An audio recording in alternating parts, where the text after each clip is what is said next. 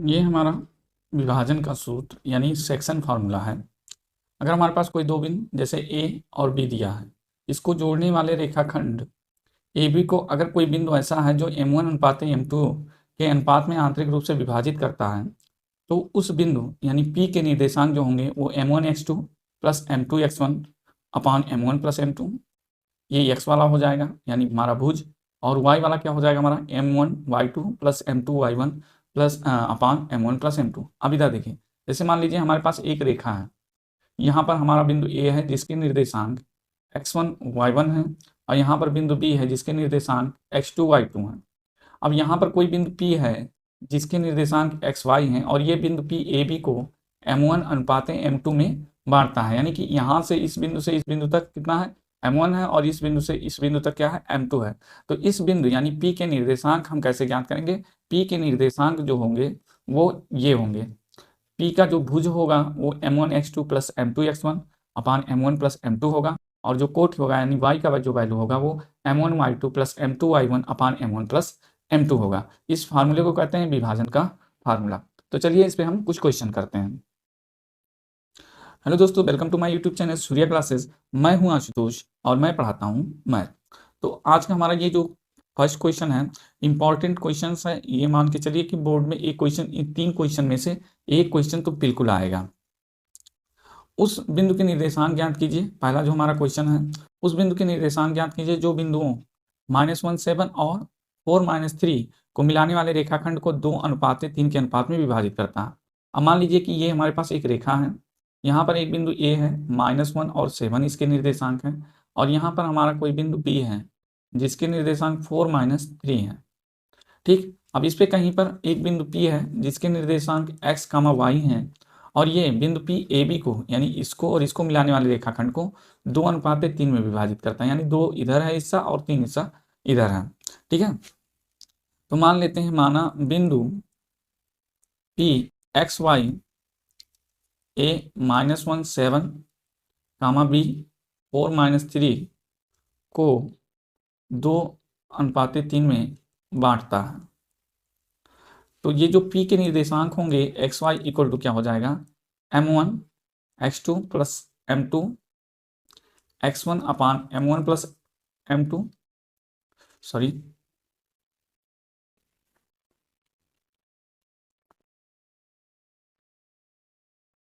कामा m1 y2 plus m2 y1 अपान m1 plus m2, ये होगा। बस वैल्यू हमें रख देनी है, हमारा इस बिंदु का निर्देशांक आ जाएगा। देखिए m1 कितना हमारे पास 2 है, 2:3 ना, ये हमारा m1 है और ये हमारा m2 है। तो m1 2 है गुणे x2, देखिए ये x1 y1 है और ये x2 y2 है, तो x2 की जगह कितना 4 प्लस m2 हमारे पास कितना है 3, x1 कितना है हमारे पास यहाँ पर देखिए -1 अपान m1 प्लस m2 यानी कि 2 प्लस 3 हो जाएगा। कामा इधर m1 कितना है हमारे पास 2 है, और y2 हमारा कितना है -3, m2 हमारे पास कितना है 3, और y1 कितना हमारे पास यहाँ देखिए 7 है, अपान 2 प्लस 3, 2 चौके 8 हो जाएंगे, -3 करने में 3 बटे 2 3 5, कामा 2 3 6 -6 हो जाएगा, और प्लस 3 7 21 अपान 5। इसको हम और सॉल्व करेंगे तो 8 -3 कितना हो जाएगा -5 अपान 5, और 6 21 कितना हो जाएगा 15 अपान 5, काट दीजिए -1 आ जाएगा, और ये 3, यानी ये जो निर्देशांक होंगे वो कितना होगा, ये P जो बिंदु है उसके निर्देशांक -1 और 3 होगा, यानी -1, 3 जो है वो वह बिंदु होगा जो ए बी को 2:3 के अनुपात में विभाजित करेगा। चलिए एक क्वेश्चन इस पर और करते हैं। हमारा क्वेश्चन क्या कह रहा है कि दो बिंदु है, कौन से, एक तो 4 -1 है और दूसरा -2 -3 है, इनको जोड़ने वाले रेखाखंड को समत्रिभाजित करने वाले बिंदुओं के निर्देशांक ज्ञात कीजिए। ये इंपॉर्टेंट क्वेश्चन है। ठीक है, तो क्या कह रहा है कि मान लीजिए यहाँ पर एक रेखा है हमारे पास, यहाँ पर खींचते हैं रेखा एक, यहाँ पर हमारे पास एक बिंदु ये है ए जिसके निर्देशांक 4 -1 है, और यहाँ पर हमारे पास एक बी है जो -2 -3 है। ठीक है, इससे देखते हैं, इसको लिखते हैं बी के निर्देशांक -2 -3 है। अब इसको 3 बराबर भागों में बांटना है, तो ये 1 2 3 बराबर भाग। अब यहाँ पर मान लीजिए कि हम पी एक्स वाई ले लेते हैं और ये क्यू ले लेते हैं एक्स डैश वाई डैश। ये तीनों सम त्रिभाजित करना है, बराबर बराबर भाग में बांटते हैं, तो यानी एक हिस्सा ये होगा, एक हिस्सा ये होगा और एक हिस्सा ये होगा।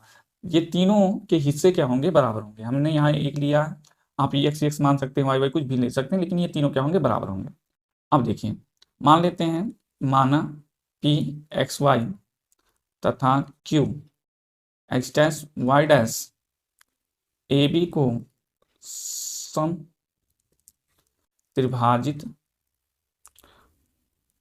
करते हैं। ठीक है, मान लेते हैं ये दोनों बिंदु जो है वो ए बी को क्या करते हैं, सम त्रिभाजित करते हैं। अब देखिए, यहां से हम देखते हैं इस P के निर्देशांक अगर देखेंगे तो P के इधर कितना है, 2 हिस्सा है, और इधर कितना है, 1 हिस्सा है। यानी जो P है वो AB को 1:2 में विभाजित करता है। अब यहाँ लिखेंगे चूंकि P X Y A B को कितने, अब देखिए P यहीं पर है, P के इधर कितना है, 1 हिस्सा, P के इधर कितना है, 2 हिस्सा, तो P ए बी को 1:2 के अनुपात में विभाजित करेगा। ए बी को 1:2 के अनुपात में विभाजित करता है।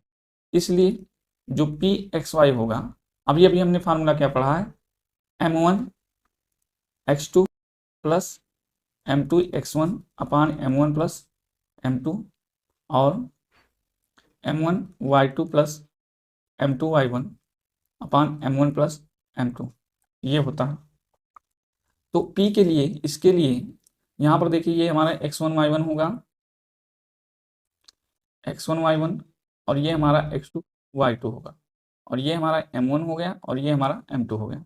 वैल्यू रखते हैं तो x1 हमारा, ओ सॉरी m1 कितना है हमारे पास, m1 1 है, तो 1 हो गया, गुणे x2 इधर कितना है, x2 यहाँ -2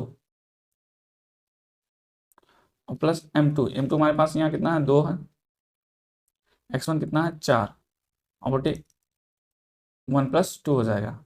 इसी तरह से m1y2, m1 हमारे पास कितना है 1, y2 कितना है -3 प्लस m2 कितना है 2, y1 कितना है -1 बटे 1 + 2। इसको सॉल्व करेंगे तो -2 आ जाएगा प्लस 8/3 और -3 -2/3। इसको हम जब सॉल्व करेंगे तो हमारे पास क्या आ जाएगा, -2 + 8 कितना हो जाएगा 6/3 कामा -5/3, 3 2 6 हो जाएगा 2 -5/3।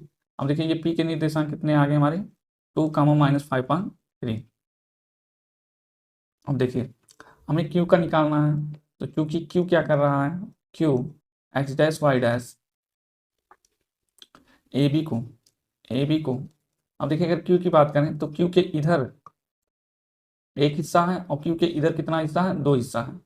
ठीक है, तो m1 के लिए बराबर 2 और m2 बराबर कितना हो जाएगा, 1 हो जाएगा Q के लिए, तो 2:1 में बांटता है। इसलिए Q x dash Y dash बराबर क्या हो जाएगा, यही फार्मूला हम यूज कर ले रहे हैं, उसमें भी डायरेक्ट मान रखते हैं। m1 यहाँ पर कितना है, 2 है, गुणे x2 m1 x2 कितना है -2 प्लस m2 यहाँ पर 1 हो जाएगा और यहाँ पर x1 कितना हो जाएगा 4 अपान 2 + 1, और फिर ये y वाला m1 y2, m1 हमारे पास कितना है 2 है, इस Q के लिए लिख रहे हैं तो m1 2 है और y2 हमारे पास कितना -3, m1 हमारे पास m2 कितना है 1 है और y1 कितना है -1 है अपान 2 + 1। अब देखिए इसी को हमें क्या करना है, सॉल्व करना है, तो थोड़ा सा हम लोग जगह बनाएंगे।